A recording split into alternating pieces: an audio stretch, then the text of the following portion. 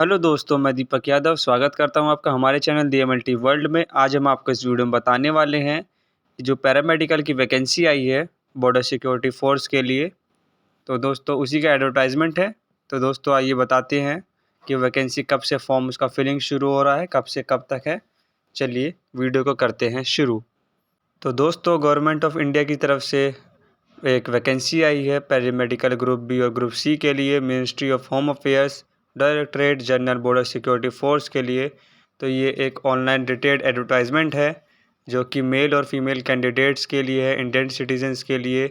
और वो वैकेंसीज़ है ग्रुप बी और ग्रुप सी के लिए जो कि बॉर्डर सिक्योरिटी फोर्स में है, पैरामेडिकल स्टाफ के लिए है। थ्रू ऑनलाइन मोड है ये। 2024 की बहुत अच्छी वैकेंसी आई है दोस्तों। ग्रुप बी पोस्ट में आता है SI स्टाफ नर्स के लिए है, और ग्रुप सी पोस्ट में है ASI लैब टेक्नीशियन के लिए, जिसमें जनरल के लिए है 12 सीट है, EWS के लिए 4, OBC के लिए 12, SC के लिए 8 और ST के लिए 4, और टोटल पोस्ट है 38। और जिसमें एक्स सर्विसमैन है उसके लिए 10% छूट दी जाएगी, और जो उसका पे स्केल रहेगा वो लेवल 5 का रहेगा, जिसकी सैलरी पर मंथ रहेगी 29,200 से लेकर 92,300 तक। और ASI फिर दूसरी पोस्ट है ASI फिजियोथेरेपिस्ट, उसमें जनरल के लिए 19, EWS के लिए 5, OBC के लिए 12, SC के लिए 7 और ST के लिए 4, जिसमें टोटल पोस्ट 47 है। और बात की जाए टोटल वैकेंसीज़ की तो ये हो जाती है 85 यानी 85। इसमें भी ग्रेड जो लेवल है, पे लेवल है वो 5 ही है। उसके बाद बात करते हैं इसमें जो रजिस्ट्रेशन करवाएंगे या अप्लाई करेंगे वो ऑनलाइन मोड में होगा। और इसकी लास्ट डेट है एग्ज़ामिनेशन फ़िल करने की, वो 30 दिनों तक है जिस दिन ये हुआ है। और इसको फॉर्म वही फिल कर सकता है जो इंडियन सिटीज़न है, यानी कैंडिडेट इंडियन सिटीज़न होना चाहिए। और देखते हैं आगे। और एक्स सर्विसमैन को एक चीज़ है इसमें कि वैकेंसीज़ में 10% छूट दी जाएगी, यानी रिजर्व दिया जाएगा। फिर बात करते हैं इसमें डिस्क्वालिफ़िकेशन की। डिस्क्वालिफ़िकेशन में कोई पर्सन जो रहेगा वो पढ़ लीजिएगा, contracted marriage with a person having. फिर इसमें बात करते हैं एलिजिबिलिटी क्या क्या चाहिए। SI स्टाफ नर्स के दे रखा है, ASI का दे रखा है। तो इसमें ASI के लिए और दे रखा है कि 10+2 चाहिए, 10+2 चाहिए साइंस के लिए, इक्विवेलेंट फ्रॉम रिकॉग्नाइज्ड बोर्ड, मतलब किसी बोर्ड इंडिया से। और दूसरा है इसमें डिप्लोमा होना चाहिए मेडिकल लेबोरेटरी टेक्नोलॉजी में, या तो गवर्नमेंट, स्टेट गवर्नमेंट या सेंट्रल गवर्नमेंट से। BMLT स्टूडेंट भी इसको भर सकते हैं। उसके बाद बात करते हैं एज लिमिट और रिलैक्सेशन कितना है। SI स्टाफ नर्स के लिए 31 से 30 साल है, और ASI लैब असिस्टेंट टेक्नीशियन के लिए है 18 से 25 साल है। उसके बाद बात करते हैं आगे। उसके बाद इसमें बताएंगे कि और क्या क्या चीज़ ज़रूरत है, क्या क्या चीज़ चाहिए, कैसे फॉर्म फिल करना है। फिर उसके बाद करते हैं फिजिकल स्टैंडर्ड की, जिसमें हाइट चाहिए 165 सेंटीमीटर। इसमें हाइट चाहिए 165 सेंटीमीटर मेल के लिए, 150 सेंटीमीटर फीमेल के लिए। चेस्ट चाहिए 76 सेंटीमीटर बिना फुलाए, और 81 सेंटीमीटर फुलाने के बाद। फीमेल में इसकी कोई ज़रूरत नहीं होती है। फिर बात करते हैं वेट का, तो वो हाइट के अकॉर्डिंग होगा मेल में, और फीमेल में भी हाइट के अकॉर्डिंग होगा। फिर बात करते हैं मेडिकल स्टैंडर्ड की। इसमें आई साइट, जो उसमें अगर विजुअल एक्टिविटी देखी जाए, नियर विजन यानी पास की दृष्टि देखने के लिए, तो उसमें बेटर जो आई है वो N/6 होनी चाहिए, और जो वर्स आई है मतलब ख़राब आई है वो N/9 होना चाहिए। फिर अनकरेक्टेड विजुअल एक्टिविटी जो है वो डिस्टेंट विजन में दूर की दृष्टि के लिए बेटर आई 6/6 की होनी चाहिए, वर्स आई 6/9 की होनी चाहिए।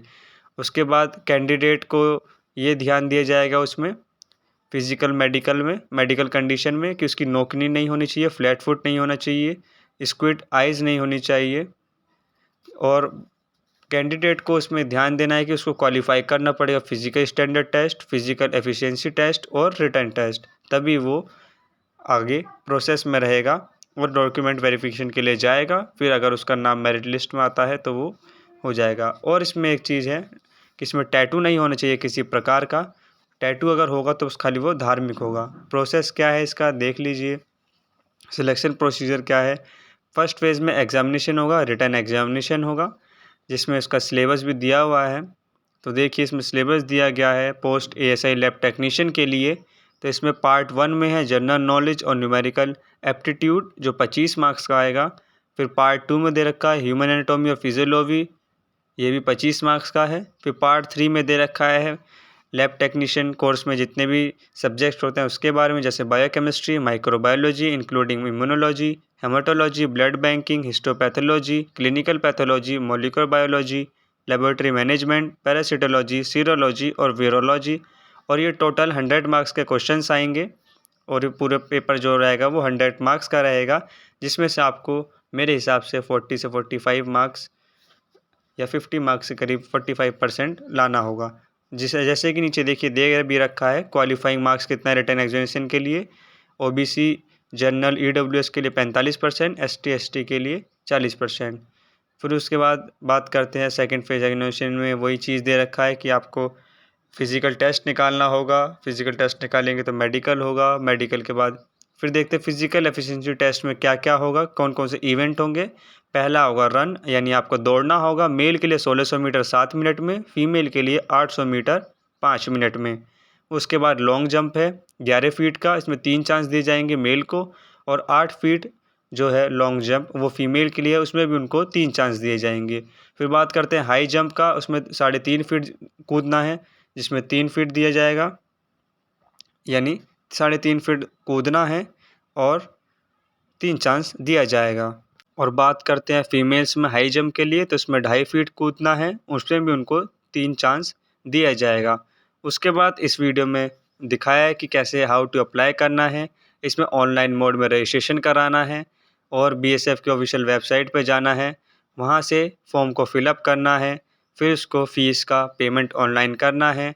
उसके बाद उसका वेट करना है, एप्लीकेशन आपका रजिस्ट्रेशन हो जाएगा। पेमेंट मोड पे करने के बाद जब पेमेंट ये सब पूरा क्लियर हो जाएगा तो आपका जो फॉर्म रहेगा वो पूरी तरह से भर जाएगा, और फिर आपको वेट करना है अपने एडमिट कार्ड का, अपने एग्ज़ाम डेट का। और दोस्तों खूब मेहनत करनी है इस एग्ज़ाम के लिए ताकि आप इसमें सिलेक्शन ले सकें। धन्यवाद।